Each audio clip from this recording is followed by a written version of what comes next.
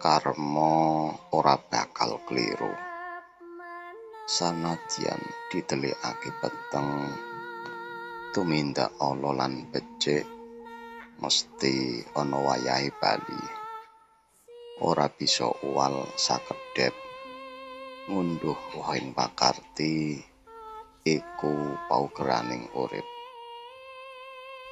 Akeh wong kang cidra lati ndelikake ala kang laku gandeng pinter nutupi lelewane. Nanging Gusti mboten sare, adil lan ora klopro. Karma bakal nemtokake saben laku manungsa dhewe.